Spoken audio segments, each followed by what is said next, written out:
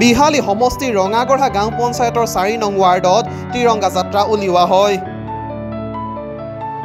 ৰঙাগড়া গাঁও পঞ্চায়তৰ প্ৰাক্তন আঞ্চলিক সদস্য খগেন গোৱালাই আঁত ধৰা অনুষ্ঠানত কেইবাগৰাকী প্ৰবীণ বিজেপি কৰ্মী আৰু নৱনিৰ্বাচিত ৱাৰ্ড সদস্যগৰাকীৰ উপস্থিতিত চতিয়া উন্নয়ন খণ্ডৰ খণ্ড বিষয়া অজয় সিংহই অংশগ্ৰহণ কৰি জম্মুৰ পেহেলগামত সন্ত্ৰাসবাদীৰ আক্ৰমণত নিহত হোৱা শ্বহীদসকলৰ আত্মাৰ চিৰশান্তি কামনা কৰে। লগতে ভাৰতীয় সেনাৰ বীৰ জোৱানসকলৰ পৰাক্ৰমৰ শলাগ লয়।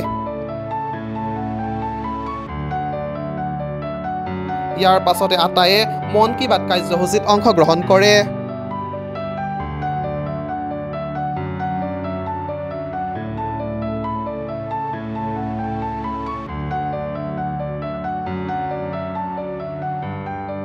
আমাৰ 71 বুথ আমাৰ 4 নম্বৰ ওয়াৰ্ড।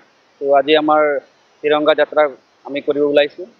লগতে আমাৰ যি আমাৰ সন্মানীয় আমাৰ ভাৰতৰ প্ৰধানমন্ত্ৰী তেখেতৰ যি মানে যি পাকিস্তানত যি আমাৰ যুদ্ধ হ'ল পেহেলগামত যি 27 জন আমাৰ শ্বহীদ হৈছে তেওঁলোকৰ কাৰণে আমাৰ সন্মানীয় আমাৰ ভাৰতৰ প্ৰধানমন্ত্ৰী যি আমাৰ বলেৰে আমাৰ পাকিস্তানৰ যি এটি কৰিলে তেওঁ আমি গৌৰৱ অনুভৱ কৰিছোঁ। আৰু আমাৰ ভাৰতীয় যোনবিলাক সেনাৰ ওপৰত আমাৰ গৌৰৱ আছে। আমাৰ কাৰণে তেওঁলোকে যে আমাৰ বৰ্ডাৰ এলেকাত গৈ পেলাই তেওঁলোকে যুদ্ধ কৰিলে তেওঁলোকক বহুত বহুত আমাৰ অসমবাসীৰ পৰা আমি ধন্যবাদ জ্ঞাপন কৰিছোঁ।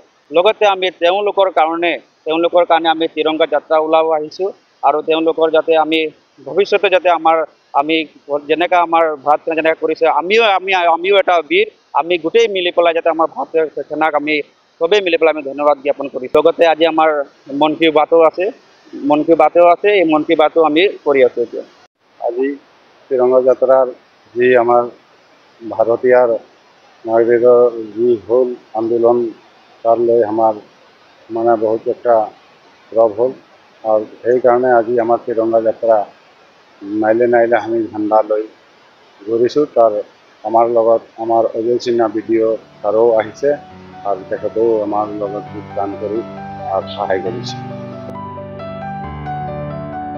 বিহালীৰ পৰা কৰণ শইকীয়াৰ ৰিপৰ্ট, নিউজ টালব অসম নৰ্থ ইষ্ট।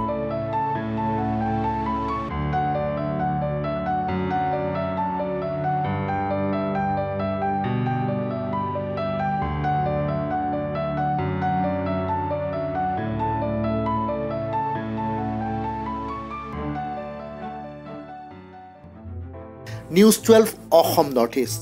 যাত্ৰা আমাৰ অবিৰত, সংকল্প অপ্ৰতিৰোধ্য।